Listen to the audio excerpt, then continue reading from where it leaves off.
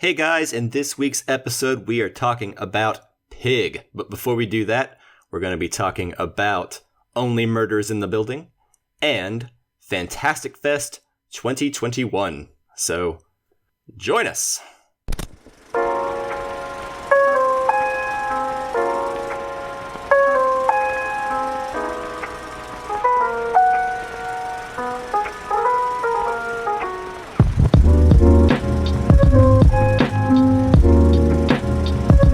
Welcome to the Casual Cinecast, powered by Cinelinx. My name is Chris, and with me as always is Mike.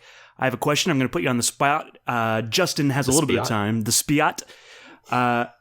What is the craziest Nicolas Cage performance, Mike, that you've seen? Geez, the craziest Nicolas Cage performance that I've seen. I think it's got to be that movie we reviewed a couple years back, Mandy.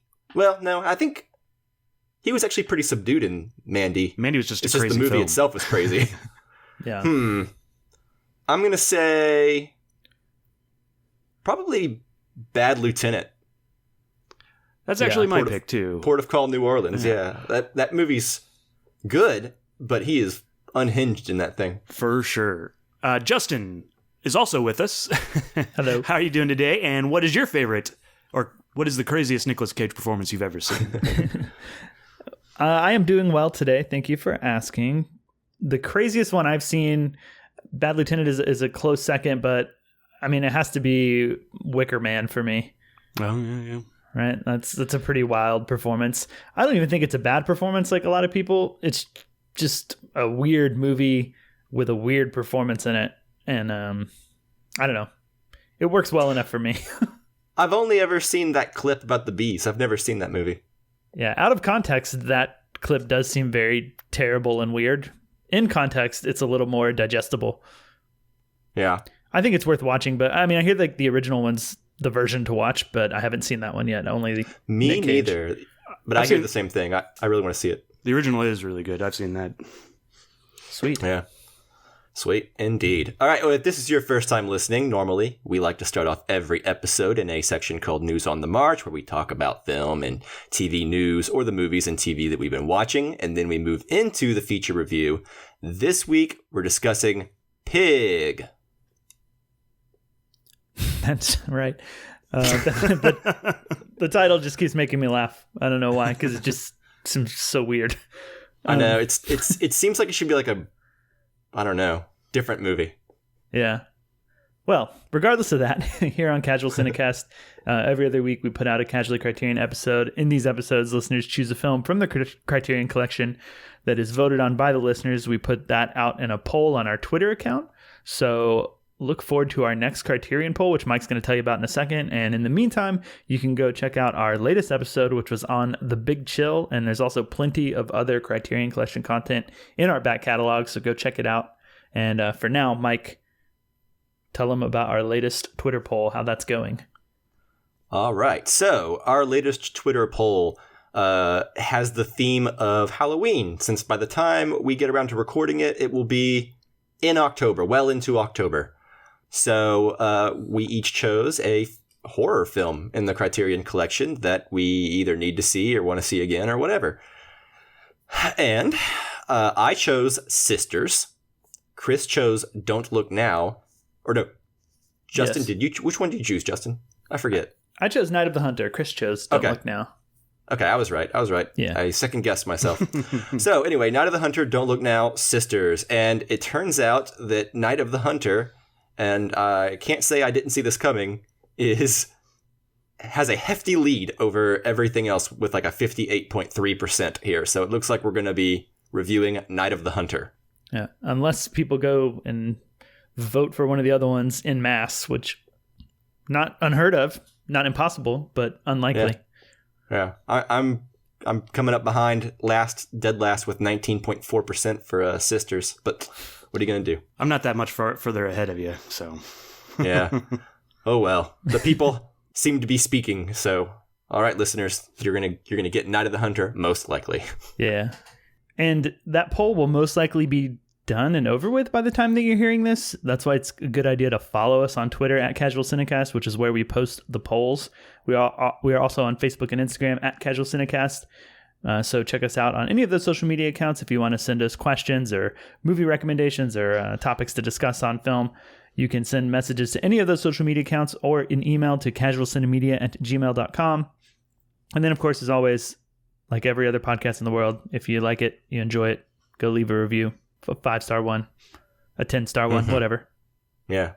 The max stars, please. Call Apple and tell them you want to give our podcast 10 stars and you request a special whole new permission. system.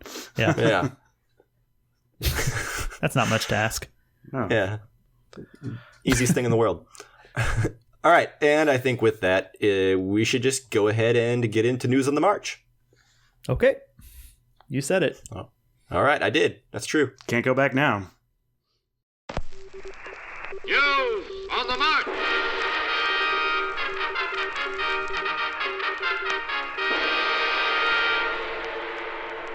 Okay, Justin. What have you been watching this week? Well, I haven't watched a whole lot of things that I haven't talked about before. A bunch of things I'm in the middle of, like Ted Lasso, still in the middle of watching Bob's Burgers. But the only new thing that I've watched is a new series on Hulu that has one of my all-time favorite comedy actors, Steve Martin, in it. It also has Martin Short and Selena Gomez. But this is called Only Murders in the Building. And it just came out a few weeks ago, but I finally got around to watching the first episode. And I think, Mike, you've seen this as well?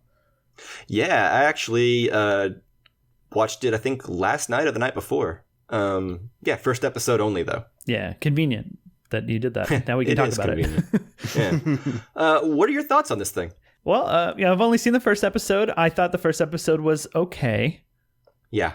I don't know that it was that great. I did watch it about a week ago, and I haven't picked up the second episode yet. But I think I will at some point, just because I want to see if they can, find a stride. And yeah, sure. And whatnot, because the first episode, there's a lot of setup. And I don't know. A lot of setup. And some of it's not done that gracefully either. No, I think the way the first episode ends feels a little too soon to reveal some of the things that they've revealed. And I didn't feel like it was necessarily earned. I don't really go into it because of spoilers, but I don't know. Maybe it also... that's the hook, I guess. But for anybody who doesn't know what this is about Steve Martin, Martin Short, and Selena Gomez's characters. They all live in this fancy apartment building in New York, and there's a murder in the building, and they're all obsessed with true crime podcasts, and they decide to solve the murder themselves while also producing a in-the-moment true crime podcast of them trying to solve the murder. Which is a great concept. I think that's really cool. Yeah, and I'll say this. The three leads, I think, are all on fire here. Like, I'm a big Steve Martin fan from way back. I have a soft spot in my heart for Steve Martin and Martin Short, but mostly Steve Martin. I'm not quite as familiar with Selena Gomez.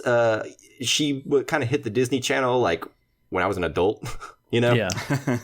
or at least like early 20s or whatever. I don't really know how old she is or what time means anymore. But basically, I'm not familiar with Selena Gomez, but she's pretty good in this first episode, I think. So all the three leads I really enjoy. I think they have chemistry. I like their back and forth. I think what worries me about the show going forward is there are some characters, like there's a detective character in the first episode that they speak with. And I don't know that entirely works for me, like all the other characters. You know what I mean? Yeah, I do.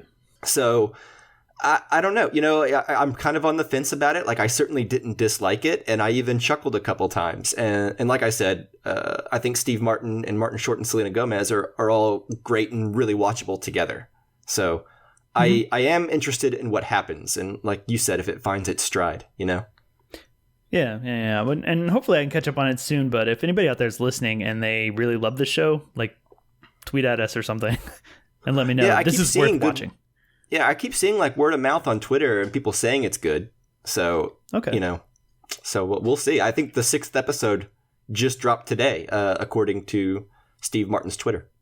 Oh, and apparently this is an idea that he's had kicking around for a while. So I'm glad he's still, making content that people seem to be enjoying.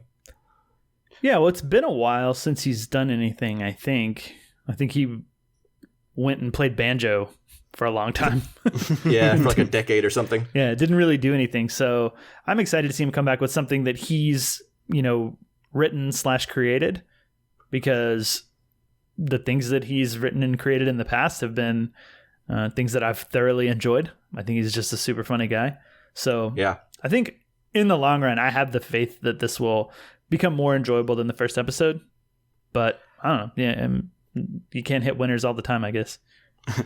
No, I suppose like that's true. With shows now, and certainly maybe not network shows like that are on CBS or NBC, but these shows that come out, they're telling like one story over a chorus of 6 episodes or so. You really got to give them.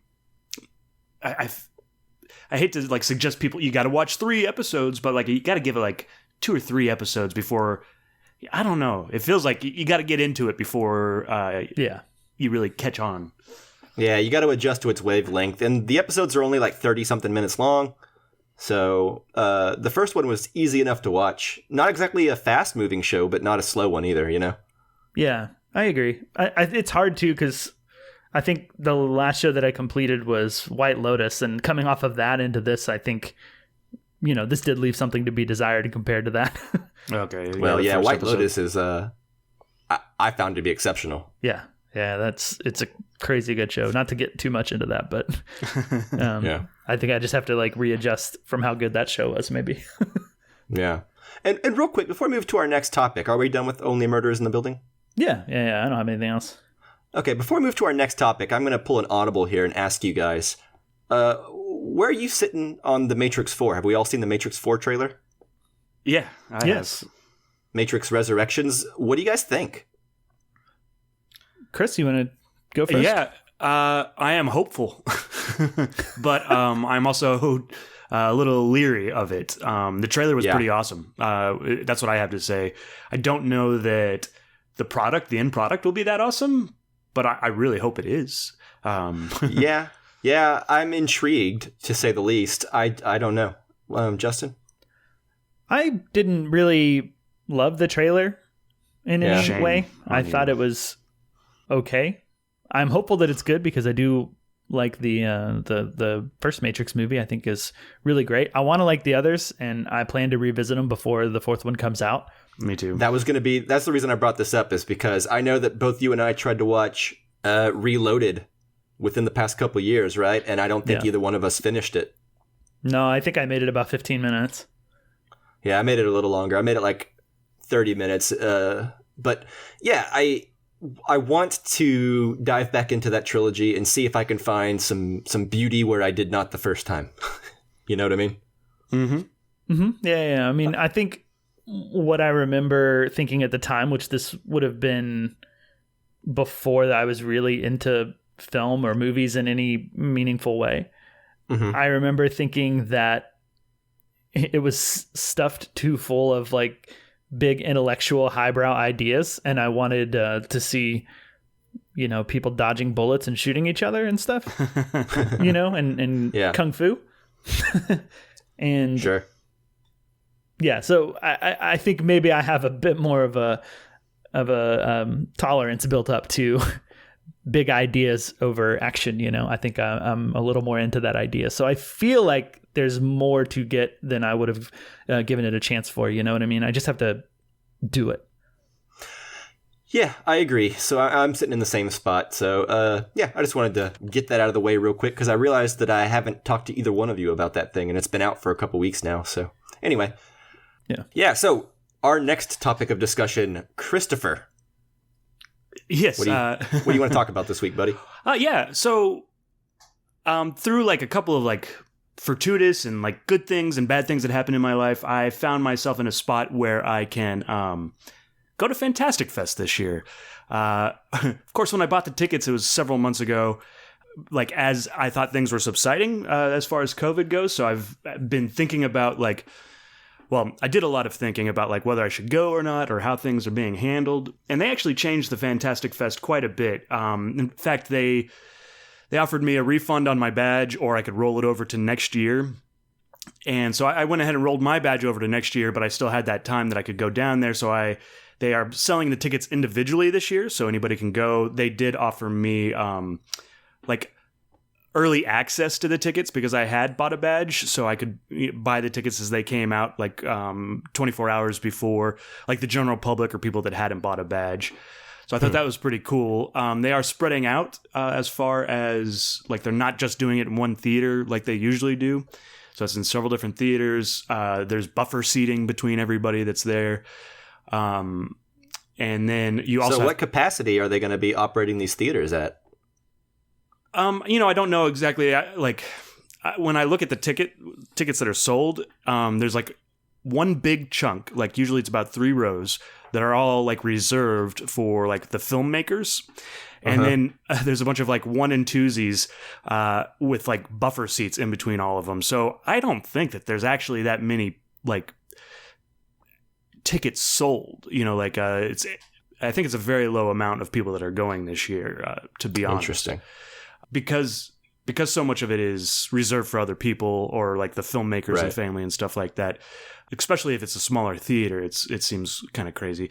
So they also are requiring Texas is being super dumb, and they originally were going to require everybody be vaccinated at this place, but because of Texas not allowing that to be the thing, if you want to go to a show, you have to have been tested within 24 hours. So this is like a 7-day thing. So that means you have to, basically get 7 tests over that time if you don't want to be vaccinated when you go. So I feel like they've taken a lot of the precautions necessary. I don't feel super. That's the wrong way. I'm a little worried about going, and I gotta but I don't think that it's going to be bad. I think that they're taking all the precautions that you can take in this type of a situation, right? I don't know. Yep. Yeah. So what all is playing at Fantastic Fest? Like, what are you excited about seeing? Like, obviously, it's a little scary, but like, obviously it's worth it to you and to some people to go to it. Not that, I'm casting any judgment on that. I'm not, but what has you this excited to go, Yeah. Well, I mean, I had already reserved my place, so I decided to go ahead and go anyways. But there's not as many movies playing as typically there are. Like normally you'd see like 30 some movies over the 7-day course, and now it's like 18 that you like is a total 19 movies that you can see over the 7 days. So they're only playing movies at night. One of the ones I'm really looking forward to is I get to see Titan, which will be really interesting to see in the theater. It does come out I think it comes out in a month or 2 weeks after it plays at this theater. So, but it'll be cool to see it with the filmmakers. And Titan is made by the same director that made Raw. Have you guys seen Raw? No. I wasn't brave enough for that. Yeah. It's actually not that bad. I think you would handle it pretty okay, Mike. I don't know whether you'd like the movie or not, but I think you would. Go ahead. Oh, I was just going to say, I actually kind of heard that a couple years back, but I don't know, man. We'll see. We'll see. Yeah. They are playing, and I didn't get a ticket for him, but Jim Cunningham, Jim Cummings, the Jim Thunder Cummings, Road guy? Thunder Road. His new movie, The Beta Test. I didn't get tickets to that, but that would, I am somewhat, hopefully I can finagle a way in there. Maybe some people will drop some tickets. But I am watching a bunch of some older kung fu movies. The Flying Guillotine. Have you guys heard of or seen that? Because it's already out, but It's going to be cool to see it in a theater with a bunch of people. I've heard of it, but I have not seen it. No. Yeah. There's this movie from Phil Tippett, and I don't know if you guys we haven't talked about this, so I'm not sure if you're familiar. Mad God. It's a stop animation movie from Phil Tippett. Stop motion animation. What did I used say? to make that mistake at the beginning of the podcast. Stop animation. Stop and animation. then someone made fun of me. Well, yeah. Anyways, it's a stop motion animation movie, and he did a bunch of stuff like if you've ever watched like the Jurassic Park special features, he made the claymation version of Jurassic Park before they went to computers. But he did a bunch of the Star Wars stuff, and this is like a 20-year project that he's been working on. And if you've seen the trailer for it, it looks insane. So I'm pretty excited about that one, especially to see it in a theater full of like-minded people. So yeah, I'm just pretty excited about it. That's really not much. That happens like in 2 weeks, or not in 2 weeks, in 2 days. So yeah, I'm packing now. So I'm excited for it. So. Yeah. Cool, man. Well, be safe and have fun out there. Yeah, that's the other thing, too. I should say masks are absolutely required indoors. So, they're doing everything they can that Texas is allowing them to do, essentially. And a little bit more with the buffer seating. And yeah, that's a whole nother thing. But yeah, so I'm excited. And I get to go next year because I rolled over my tickets. So hopefully next year will be a normal festival as opposed to what it is now. I wouldn't count on it.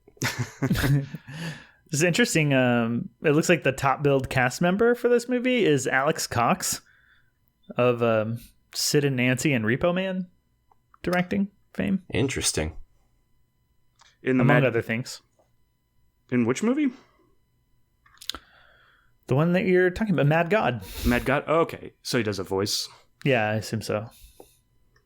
Interesting. That's cool. That makes me more excited about it. Yeah. There you go. Yeah, cool. Well, anything else you want to talk about with Fantastic Fest? No, I'm good. I can't wait to get back and talk to you guys about what the best movies were. Yeah. You have to report back now. You've set the precedent. Yeah. I know. Now we have to follow up. Awesome. All right, cool. Well, like I said, good luck. Be safe. Hope you have fun. And I hope the movies are fantastic. I see what you did there. Thank you. All right. And now, without much further ado, let's just talk about Pig. Okay.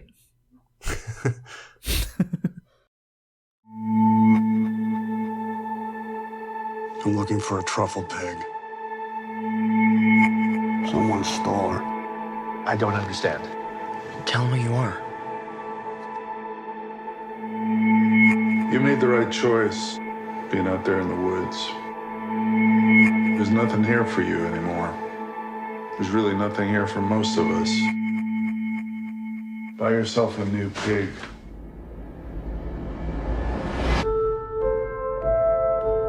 What are you thinking? I remember every meal I ever cooked. I remember every person I ever served. You live your life for them, and they don't even see you. You don't even see yourself.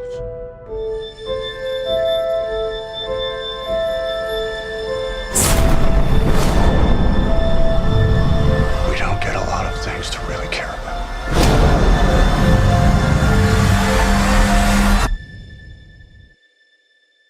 Who has my pig? Okay, so as always with our newer films, we will be doing a spoiler-free section up front. We'll talk generally about the film without giving away any major plot details.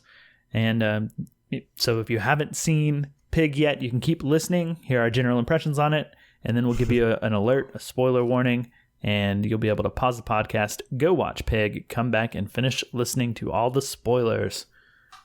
Ooh. Okay, so Pig was directed by Michael Sarnowski. It stars Nicolas Cage, Alex Wolff, and Adam Arkin. The IMDb synopsis says, a truffle hunter who lives alone in the Oregonian wilderness must return to his past in Portland in search of his beloved foraging pig after she is kidnapped. Mm-hmm. Oregonian. There we go. Yeah, there you go. I've never seen that word spelled before. Anyway. Yeah, me neither. So I believe, Chris, you're the reason we are reviewing this thing. Yeah, I guess. Yeah, we are. I guess that's true. Yeah. So you know where I'm going with this, don't you? I think so. Yeah? You want to get us kicked off? I sure do, Mike. Thanks for asking. Okay, good. Yeah, so when we started talking last week, about watching Prisoners of Ghostland, which I'm still interested in watching, I just think it's going to be more crazy and not as good as Pig. I think it'd be amazing. I think that's probably safe to assume. Yeah, if it was as good as Pig. For whatever reason, it popped in my head that I haven't talked to either one of you guys about Pig, and I had seen it in the theater, and I really enjoyed it. And I was excited to talk to you guys about it. So we pulled a switcheroo at the last minute, an audible. And yeah, I really like this movie. It's interesting because I don't think I ever saw a trailer for it. I just saw, like the snippet, like Nicolas Cage, his pig is kidnapped and he's going to go get it back, which is like exactly the log line for John Wick. So when you go into this movie, and I think a lot of people feel this way, I kind of was expecting crazy Nicolas Cage going after his pig in a John Wick type scenario, right? It's not that at all. I mean, he is going after his pig, but it's Nicolas Cage at his most reserved, which is really the question I should have asked at the beginning. Like, what is Nicolas Cage's most reserved performance? Because that's the one that happens less. It's the outlier. So, yeah, the outlier. I think Nicolas Cage does a great performance in here, and it's really and Alex Wolff, who keeps popping up and doing interesting things. I don't know if we've talked about Old, but I thought he was good in Old as well, even if that movie didn't quite work.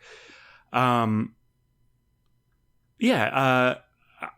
think it's kind of hard to talk too much about this without spoiling it, and it's also I think it's filmed beautifully. It looks great. It's a first-time director, and I think I'm excited to see what he does next, because this is a really well-done, put-together movie for a first time, I think. I'm going to go ahead and pass it off now, and with the exception that I can't wait to talk about and dive into spoilers with you guys here in a little bit. So, Justin, what was your thoughts on this movie? Well, my thoughts kind of stemmed from the fact that it does sound like a John Wick movie, or, I guess kind of similar in a way to Nobody as well, with Bob Odenkirk. This sort of what I expected to be action-y, somewhat violent revenge, or, man on a mission type movie. And in the sense that that's kind of what I expected going in, I was pleasantly surprised. Yeah. So I would say that most of my enjoyment of this movie was waiting for it to go John Wick or crazy, and, it kind of subverting those expectations in different ways, in different creative ways, and sometimes in kind of like dryly humorous ways. And outside of that, I think overall I was not super in love with the movie. Like that was kind of the most enjoyment I got out of it. Otherwise, I think the actual journey itself, if you remove the context of this sort of being an anti-John Wick or an anti-Taken, I think that the story itself is just okay and kind of kept me at a distance. Like, I didn't really get that interested in that part of it, like the plot itself. I do think Nicolas Cage is really good. I think the cinematography is often pretty good. I think Adam Arkin, not to get too deep into his character, but he's good when he shows up. I'm a little iffy on other people that are in the movie. Nobody else really like stole the show in any way for me, or really like impressed me that much. I don't know. There were times where I didn't really buy into Alex Wolff.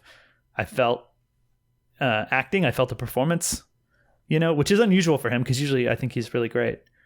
Even in Jumanji, I think he's good. But I don't know. I enjoyed the movie thinking about it. I enjoyed the concept. I enjoyed what the movie was going for more than I enjoyed actually watching it. And so that's kind of where I'll leave it.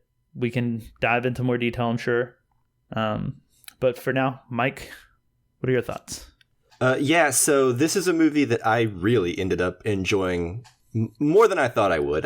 Like Chris, I didn't even see a trailer for it. I didn't even see a clip for it. The only thing I really even knew about it was just a bunch of people on Twitter, like, posting pictures of Nicolas Cage, or pictures from the movie. And that's all I really knew. I knew that supposedly this was, like, Nicolas Cage's one of his better performances in a long time, and I have to agree with that. I think this is the best he's been in a very long time. Probably since Bad Lieutenant. He makes so many movies. It's hard to, like... Yeah, I'm not going to claim to have seen everything he's been doing. But this movie surprised me with how much I enjoyed it, the simplicity of it. I did enjoy the journey quite a bit. Yeah, I don't have much negative to say about the movie other than maybe just a couple parts here and there. I think this is a great deconstruction of, I don't even want to call it a revenge thriller, but that's kind of, it is sort of deconstructing that. The whole movie is sort of, even hints at deconstructing that in the sections, like, it's divided into like a part 1 and a part 2 and then so on. And I think even the title of part 2, talks sort of about deconstructing things, and that's very much a theme throughout the movie. And I don't know, I just found this is a great movie with themes that really resonated about loss and acceptance and loneliness, and I found it to be really rich, and it's nice, tightly paced. Like, I don't think I ever got bored. No scene is pointless, you know what I mean? Like, there's no fat on this movie. Everything sort of pays off. And it keeps up at a very brisk pace. And I don't want to get too repetitive, but I really, really enjoyed it. It's definitely one of my favorite films I've seen all year. I like I like Alex Wolff's performance. I thought he was really good in it. And so I guess I'll keep it there for my opening thoughts. But let me ask you guys, what did you guys think of how the way Portland was portrayed in this movie? I don't know. I'm not familiar with Portland at all. I've seen like Portlandia, a couple episodes of that and everything, but I feel like it had a lot of character in this movie. And it's like, it's like whenever I've been to Austin quite a few times, right? And every time there's a movie filmed in Austin, I always feel like some movies can really capture like the character of a city. And I think this movie does that with Portland. It's lovingly filmed, I want to say. Yeah, I've actually just recently been to Portland, and I agree with you. I listened to an interview, and this may be part of the reason, other than Alex Wolff, that you didn't connect with some of the characters or the actors. Justin, I believe really only those 3 actors were like Nicolas Cage, Alex Wolff, and then I want to say Alan Arkin, but that's not his Alec. What was it? Anyways, Adam Arkin. Yeah. He is Alan Arkin's son, so you're not that far off. But they were all cast in Portland. Like the director specifically wanted to go and film in Portland and use as much Portland as he could. And I think that I do think that shows through the film. I think it does, as opposed to like we're filming in Portland, but it's really LA, type of thing, Yeah, I agree. The movie had a certain sense of rawness to it. Like Nicolas Cage, Alex Wolff, and Adam Arkin are like the only ones that really seemed like actors. Everyone else, it seemed like they were doing that thing where they kind of filmed real people. I'm sure they were actors and they weren't just like people off the street, but they looked like real people. Right. They felt like real people, not necessarily like they're too pretty or, you know what I mean? Like a lot of people in movies are, Mm-hmm. Mm-hmm. Real quick, I guess let's just get into spoilers now, because I'm having a hard time. Yeah, I kind of feel the same thinking way. of what to say that isn't going to be in spoilers. So, should we do that now? Yeah, let's jump in unless, Justin, you got something? No, I don't think so. Do you guys want to give it like kind of about a 5 rating, just so we can kind of gauge where we are, since we're not doing much else before we go straight to spoilers? Yeah, I my rating on Letterboxd is 4 stars, and I stand by that. I feel good about it. I think it's really good, and it's worth watching. Your Letterboxd rating currently is 4.5, sir. Oh, ooh. I like it even more now. I just changed it as we spoke. Well, there you go. I am sitting at 4.5 stars. I think it's easily one of the best movies of the year so far that I've seen. Granted, there's a lot of movies I have not seen because I'm not going to theaters, I haven't really since this Delta thing kicked up. Yeah, I'm trying to think of what I've seen this year. It might be one of the best films I've seen this year too, but I just haven't seen that much. Well, I guess there's Green Knight. I enjoyed more, but I'm sitting at a 3, maybe leaning 3.5 sometimes, depending on how I'm thinking about the movie or what parts I'm thinking about. You know, so I don't want to come across like I dislike the movie completely. You know, makes sense. Yeah. Okay. Well, then let's get into spoilers and break it all down further. Okay, sounds good. No, I guess Rosebud is just a piece in a jigsaw puzzle. Any orange cigarettes you got up there? I'll tell you all about it. Things are going to start happening to me now. And here we go. All right, so I've seen this movie twice now. I actually bought it on Amazon last night because it was $6.99 to rent and it was only $9.99 to buy. So I was like $3 more, might as well just go ahead and buy it. Heck yeah! So I own it now, so I can watch it all I want. The indie arts. That's right. Anyways, so when I watched it for the second time yesterday, I do think I need to watch more movies twice, I think is what I gained from yesterday. And because sometimes you remove those expectations and you know what the movie is and you're not trying to like, well, what's going to happen next? You know, like you're kind of just along for the ride and you know what's happening and you can kind of pay attention to a little bit more of the details, I think, or the things that they've laid down. And the second time, it really reminded me of Ratatouille. And because it felt like it was all about like criticism and, you know, like, why are you doing something? Like Alex's Wolf's character is listening to Alex's Wolf's character. Anyways, he's listening to classical music.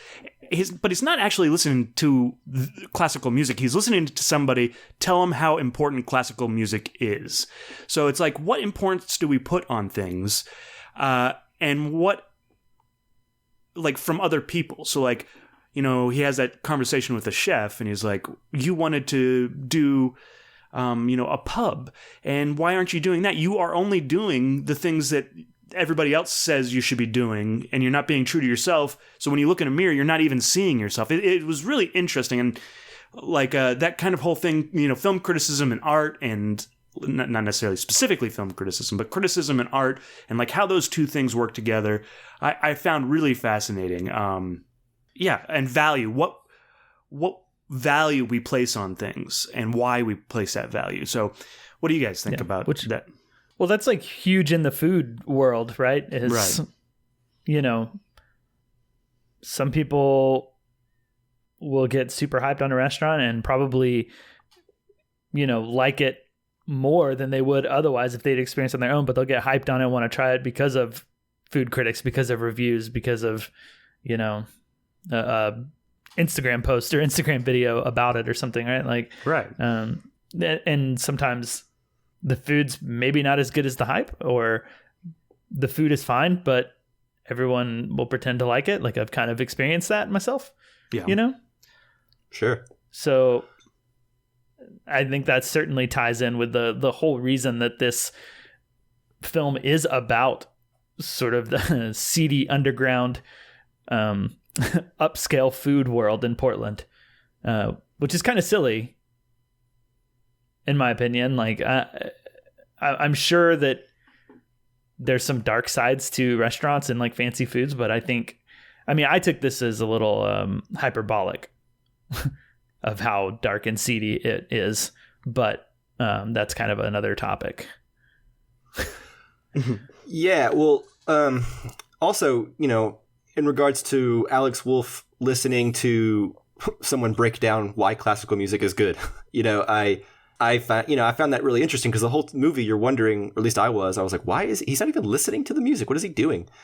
And then later in the movie, you get to his dad's house, right? And then it all becomes clear. He wants to be like his dad. He's trying to emulate what he thinks he should be based on, you know, his father, right?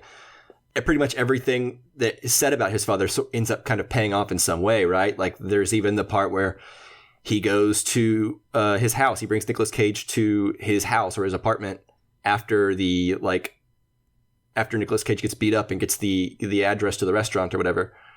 And he talks about how his dad and his mother, came home one night and they were drunk and they were feeling good. And they talked about this really amazing meal that they had, which you can kind of put two and two together at that point, that Nicolas Cage was the one that made them that meal, Mm-hmm. And, it just pays off so well. This idea that, there's probably no food is that amazing, right? But the status we give things, sometimes that's enough to just tell ourselves that it's good. You know what I mean? Like it's the same thing with movies, right? Like, would we all think that Citizen Kane is the greatest thing ever if a bunch of people didn't tell us that? Who knows? We can't know, but places in movies and art and food, whatever, they end up finding their place in society because of the status that other people give them and the collective idea that we all live in this society where we can partake in such a thing. Alex Wolff's character's dad, he's the head honcho, whatever he does, and Alex Wolff wants that status too. He wants to emulate that status. He wants to be like him. He wants to do everything he can to see the world that way. He tries to understand what makes classical music so wonderful, why it stood the test of time, and why society values it. Nicolas Cage, he decides to live in the woods after his wife dies, or his I guess it's his wife, his girlfriend, whatever. And he, instead of accepting that and dealing with it, he decides to live out there and kind of value his own existence away from everything society says, and right. He ends up escaping grief to live with a pig and puts that love there instead, on something, and avoids dealing with what his real trauma, Right. And I think in the movie, he's the only one that is making art for himself because he's making it in a vacuum. He makes it for the pig, so he's the only one that's doing anything for himself. Everybody else is kind of doing it because they think that that's what everybody else wants. Does that make sense? Right. They're too far in it. They can't take the step back that he can, or haven't yet. And the same goes for Adam Arkin's character, right? He has pretty much the same kind of journey Nicolas Cage does. He can't let his wife die. He just won't let her die. He's avoiding his real grief. He's distracting himself with other things and becoming a different person because he can't deal with it. He's kind of just the anti-Nicolas Cage in this movie, right? Yeah, other than them being on like having kind of similar stories, I guess. Going through similar grief or right. Well, I'm saying they have the same grief, but they're both dealing with it in dramatically different ways. Yeah. Well, how much of Nicolas Cage being where he is has to do with, I think it was what was said in the tape that he plays. And I think this didn't actually pop up until the end of the movie when he plays it again. I don't think we heard it the first time, but doesn't his wife say something like, I would take you out somewhere, or we would go out to celebrate for your birthday, but I'm going to do this tape instead because I know you'll just complain about the food. Right. No, I think they're still going to go out there, but she's also just going to make the tape for him anyway. She's normally that would drive me crazy, but I love you and I want you to be happy, because he's going to go out there and he's going to criticize the food and he's going to be seemingly a dick because, he's an expert, so he knows best, I guess. But yeah, anyway, and then she proceeds to play a bitchin' cover of I'm on Fire. Yeah. I don't know the original version of whatever the song is, I don't think. Bruce Springsteen, man, I'm on Fire. It's a good song. Oh, okay. I do like Bruce Springsteen, so I'll have to look it up. It's my favorite Springsteen song. Oh. Fun fact. That's cool. But yeah, I guess I just got this feeling of Nicolas Cage being like over like the bullshit, so to speak, of like super upscale dining, for sure. Foams and all of that stuff throughout the movie, and it kind of clicked bathed in smoke. yeah. And then it just kind of clicked in that like this tape that he has that maybe is pretty much all that's left of his wife that he can experience. One of the things she says is, criticizing him for how he complains about all the food everywhere they go. Exactly. Yeah. And it seems like he's sort of avoiding the tape altogether.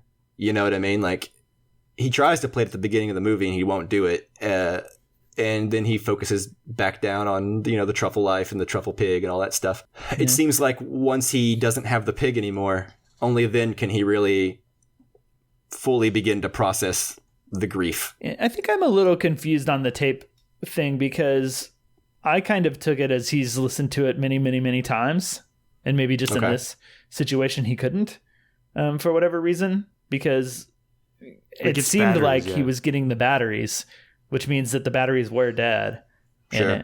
And I guess kind of took it as, this is a regular thing. He gets the batteries because once they die, he needs more so he can continue to listen. So I got a little confused on why he can't listen to it now when I felt like they were telling me that he's listened to it many times. Well, I feel like that's the routine or that he does. Like, it's a painful thing. So he starts it and then stops it, and then he feels like he can take some more and then he starts it again, I feel like it's a stop and start thing that he's almost, like at the end of the day before he goes to bed, he starts it and misses her and then stops it. So I don't think he ever listens to it. Can. Huh? Listens to as much as he can handle every day. Yeah. That's kind of how, that was what I took from it. Okay. Right. Yeah, and he doesn't have much else going on, so it's quite possible he just listens to the radio sometimes, That's true. He strikes me as a guy that wouldn't care about the radio, but... Yeah, me too. I'll tell you one thing. What drove me nuts the whole movie, I really wanted him to just take a shower. Yes. And wash his face. Yeah. It's like he has blood on him the entire movie. Yeah. Yeah. He gets hit in the pan at the very beginning and he never cleans his face. But you do get that moment, and I at the very end where he finally makes it back home and then he washes his face, But yeah, which obviously there's symbolism there. Yeah. But I was surprised at how dirty he was, even whenever he was like making that really nice meal for all three of them at the end. Which let's kind of talk about that a little bit, right? Because obviously this movie is sort of a deconstruction of a revenge Liam Neeson, John Wick type thriller, and so. I didn't really know to what degree it was a deconstruction of that, So the whole movie, I'm still thinking violence could happen at any time, right? Like, I think it doesn't take long for him at all to find the people that actually took the pig. Right. Right? And then he doesn't do anything to them. He's just like, where is it? And they're like, we don't have it no more. And he's like, all right. And he just leaves. Right? Not even the slightest bit of like retribution or revenge there at all. Mm-hmm. He's not a angry, vengeful man. And I didn't realize how refreshing that was to have a protagonist that doesn't seem like unhinged. Yeah. And even up to the point to where like he goes to Alex Wolff's house or Alex Wolff's dad. I like how it was just basically like, let me make you a meal. Like, let me show you beauty and something wonderful from your past and bring up all these old memories. That's how I'm going to disarm you. I'm gonna cut down to your soul, very Ratatouille like, right? Like the food critic. Flashback to his childhood or whatever. I'm gonna flash you back to the greatest meal you had with your wife back when you were happy. Yeah, is that not slightly cruel? Is that not the intention? I mean, it may be cruel, but it worked, right? Is it more or less cruel than a violent scene where there's like a kung fu fight and he takes out like 8 henchmen? I don't know. No, I don't know. I'm just. Emotionally cruel. I felt a more cruel intention with that. It could be considered cruel, but I didn't view it that way. I viewed it more as a gift, right? It's the same journey that Nicolas Cage discovers he needs to do for himself, right? You need to face your past. You need to not hide from it. Relive it. Let me remind you of like who you were, right. How you could have been when you were happy, when you were a better person. Yeah, you were a different person. I don't necessarily think this is just my opinion, and one of the things I like about the movie is you can read it a lot of different ways, and everybody can kind of walk away with their own interpretation. But I didn't think it was cruel. I think it was more like, I don't think he cooks to be cruel, you know, like I think he cooks out of love, everything he does, you know, like, agreed. So I guess he's trying to remind him of this other time is kind of what I'm getting from it. That's kind of where I walk away from it. That's how I read it. I read it like it's painful for him, but that doesn't necessarily mean it's a cruel thing to make him experience that, right? Right. Mm-hmm. Especially because that man is very cruel and probably not a good dude. And maybe could have deserved some meanness and some ugliness done to him, but that's really not what Nicolas Cage is in this for. He, like I said, he's not a vengeful man, it seems like. Yeah. He's just a hurt one, right? And even whenever he goes to like the thing Justin mentioned earlier, the underground like place where people, I guess, pay a lot of money to beat up on somebody. I guess they beat up. I take it as restaurant workers relieving their stress. I don't know what this is, but even then, he just has violence done to him.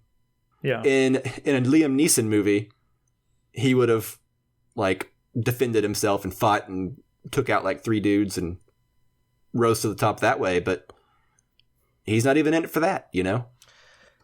Yeah, I also think that ties into my theory about the value. Like, the guy before he goes to the underground, you know, fight club, waiter fight club, but the guy's like, your name has no value anymore. And so he goes and he puts his name up there and people start betting on it and it obviously does have value. And I think it's like the bigger the name or of the person, from what I've read and like heard and stuff, like the more value you're going to pay to beat that person up, you know, like as the waiters take out their stress or whatever. I that's probably like the most unclear thing is that like underground fight club thing to me, like where it kind of fits in there. But yeah, and I think it's interesting because he's like, your name has no value. You don't exist anymore. But unless word spread fast after that night, it seems like his name definitely still has a lot of value. For sure. When he starts throwing it around. Yeah, right? He basically gets whatever he wants as long as he drops his name. Or Alex Wolff drops his name, can also get whatever he wants. Like, so you don't even have to be him. You just have to know his name, apparently. Yeah. Which is kind of powerful. Yeah, I think so. But I think that's something that personally is one of the things that made me not be into the actual journey, the actual like story of the movie. You know, like I enjoy the themes that we get out of it and like what it adds overall, like, and things that I can reflect on in hindsight, you know, the kind of underneath the surface, but on that surface level, it just felt so ridiculous to me most of the time that I don't know. I found myself at odds with, you know, how grounded the filmmaking is and how much like, I don't know, like realism there is to the way that it's shot, and to have such a seedy underground like world built around selling truffle to fancy restaurants. It just didn't work for me. It just seemed I don't think that silly. whole underground fight club has to do with specifically the truffle industry. Sure, but there's like a black market with like a head honcho, like almost mafia type thing, and like I don't know, just like the whole package. So kind of the grounded filmmaking and then the kind of the overtopness of this, like the story, world, really. The world is kind of what throws you off. Yeah, I think so. It just seemed too over the top, like too unrealistic for a movie that has so much to say that I couldn't get into the actual surface level plot. Yeah, I mean, I can sympathize with that, but also, I guess that's when it became blatantly obvious to me what this movie was doing, like as a deconstruction of so many tropes that we are so used to. And like, you know, you expect him to go in there and kick ass, right? And then he doesn't. So it's like a grounded version of all these like classic scenes and tropes that we've seen before in a revenge movie or I got to go get something I love back kind of movie. I think that's whenever I started to kind of realize, okay, like this movie is going to take things that you think you know where they're going or you think that you've seen before, and it's going to handle them in different ways, right? Yeah. I got a taste of that whenever he goes and finds the couple that took the pig and then leaves, and I was like, that's weird. Is that unsatisfying? I don't know yet. And I think the underground, trope of like this seedy underworld, I don't know. I don't know that you're supposed to just I don't know if the whole movie you're supposed to just buy it on a realistic level, because the movie kind of exists in like this weird vacuum where everyone's talking about, like Chris said, like art and the value of art and cooking and all that stuff. So yeah, maybe it's a little over the top to have like an underground restaurant ring or like where like food service workers or whatever do shady stuff. But also that's kind of the fun of it, because I feel like it's doing something that it's very aware of and conscious of while it's doing it, and it's doing it for a reason, if that makes sense.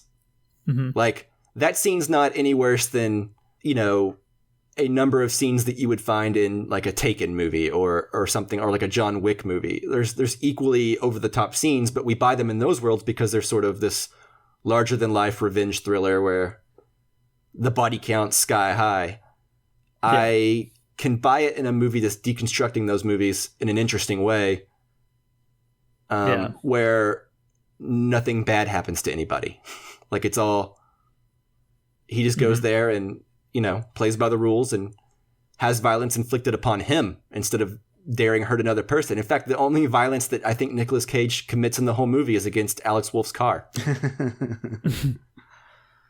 So, yeah, it's over the top, but that's part of the trope, right? That's part of the trope that it's deconstructing, I think. Yeah, which I think, leads me to wonder, like, do you need the baggage of Taken and John Wick to fully appreciate and enjoy the movie? Because I think at a certain point, when I realized this movie's not going to be that, I let go of those things. I personally don't think that that's true, because especially the first time when I went in, I was kind of expecting those things, and I kind of took it in that way. But the second time, I mean, what it's saying about, in the Ratatouille sense about criticism and value and why we place value or what we do with our lives and why we're doing it, is it because other people put value on this, or is it because you actually want to do it? Those were really that, there's that scene with the chef that I thought was really good.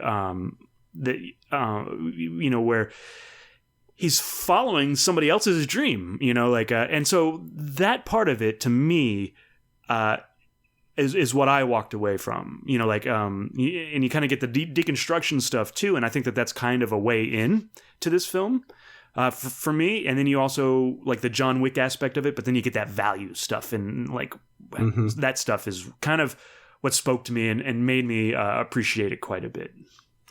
Yeah, I agree. The movie's a deconstruction, and you may need to have seen, I don't think you have to see Taken and John Wick specifically. Like revenge movies existed prior to John Wick, even though we keep bringing that up, and a lot of people bring it up in regards to this movie. But these tropes have existed for a long time, right? And I think if you're a movie fan, they're just sort of baked into your repertoire of knowledge of movies and this structure of a revenge find the missing person movie, right? There's got to be a journey involved. So I don't think you necessarily have to see those movies, as long as I think the movie just assumes that you are aware of how these movies go. And then once you, like Chris said, once you get past these tropes and the deconstruction element of this movie, you realize that every conversation is actually really thought out and lays down groundwork for paying off later and reinforces the themes that the movie's going for. Yeah. So it's just ultimately a very rich experience, even despite being a deconstruction of typical, movie tropes.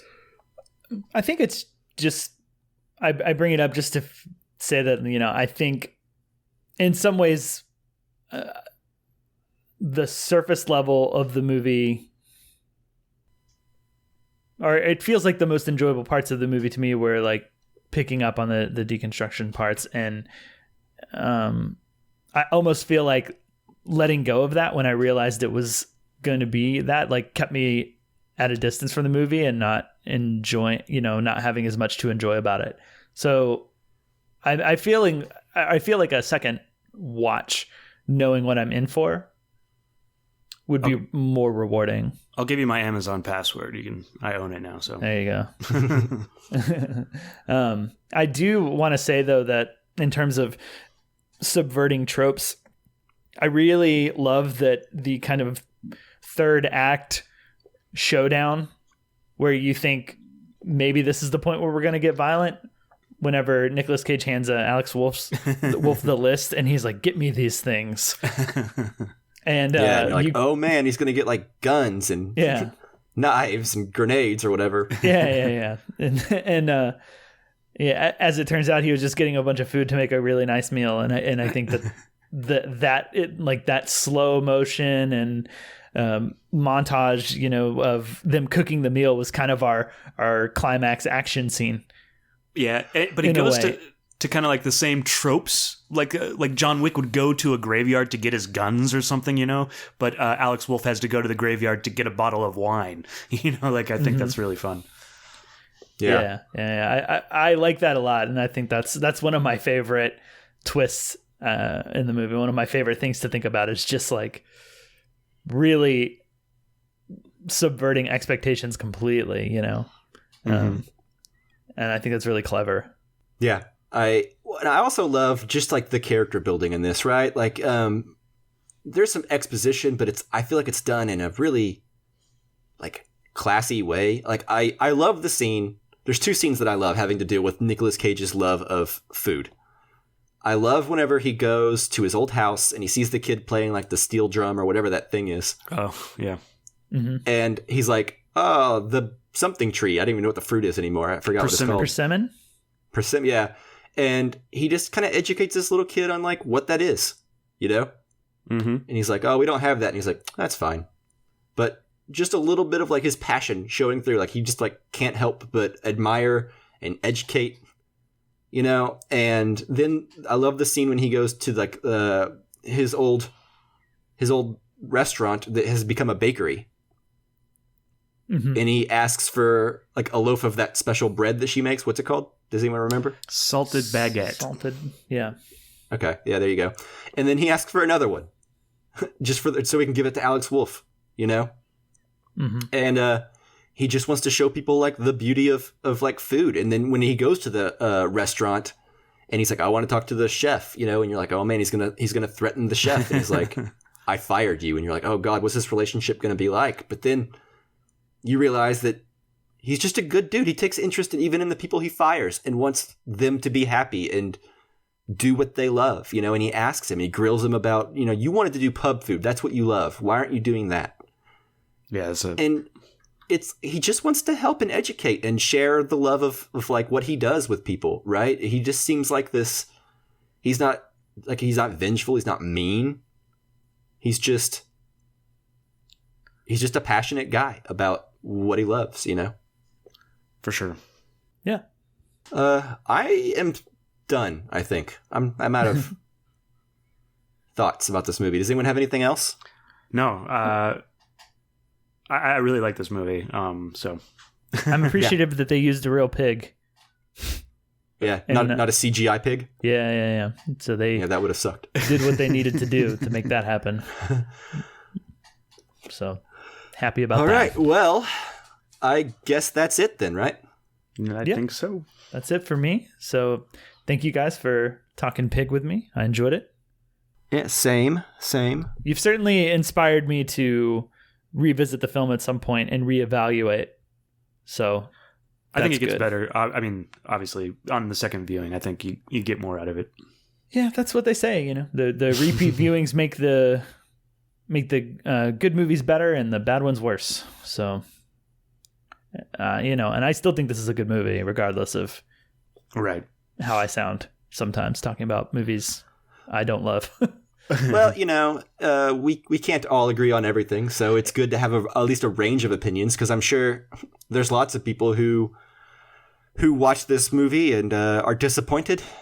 Is not as good as they wanted or whatever, much like your example you gave earlier of whenever sometimes you eat food at restaurants that have got great reviews and you're not impressed. So yeah, sometimes it helps to talk about what people love and then what you didn't love to ultimately find out how you really feel, Yeah.